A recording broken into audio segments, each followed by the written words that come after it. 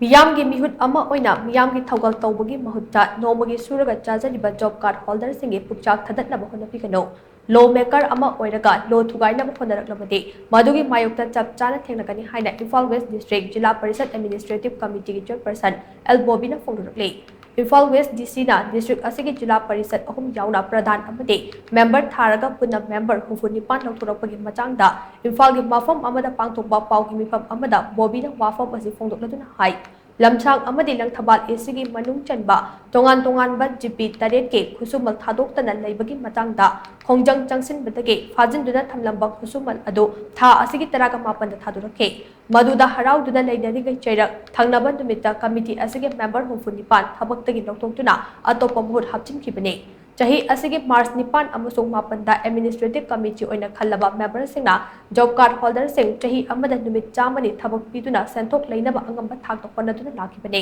लैता लाइरबा सिंगी दमक होनदुना लाखलिबा कया असि नाथैरगा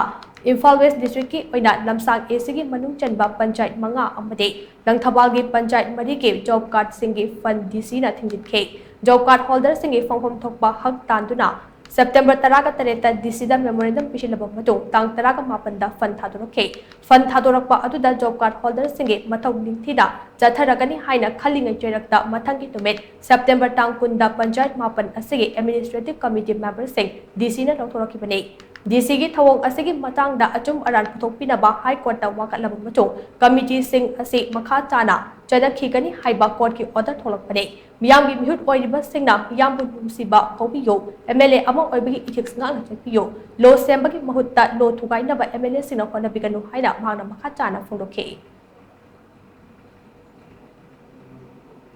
अखोइगुम्बा रूरल एरिया दा लेबा लाइरबा पोरेस्ट ऑफ द पोरेस्ट ओइरिबा जॉब कार्ड होल्डर दिगी नोंमगी हेंड टू माउथ ओइबसिंजिगी अखोइगुम्बा जे लौथोगा करी अपाम लेबगे करी अपाम फंगदोरिगे हाबजे आइना चैलेंज तौगनी सिद्रिबावा मखोइ चैलेंज तौगनी ngamigai तौनजे हाबजे आई ऑनरेबल एमएलए जिंदा आइना हाइजरी तौबदबो आइगे हम्बल रिक्वेस्ट अमा हारगदी लेबा नुंसिरगदी प्रजा नुंसिरगदी अखोइ नुंसिदबसे खनबिरनु नुंसिदबा अखोइदि बोत लमन सिंबिरो अखोइजु लमन सिंगनी नुंसिदबा लेम थारोय अखोइजु लेम थाबिगनु बोत लमन सिंबियो अदुगा तौबदबो आइना खुद लोनदना हाइजनिंगिबदी लाइरबा प्रजा सिंगी चखाउ थदत पिगनु मसी आइगी रिक्वेस्ट नि हाइबसे मयामदा आइना हाइजनिंगी अदुगा यारबा मखै हाई कोर्ट न पिरिबा लॉ से मसीगी मतुंगिना हाई कोर्ट न थोइबो ऑर्डर से अमन सिंगना बिरकनु हाइ वाफम जि थमजर।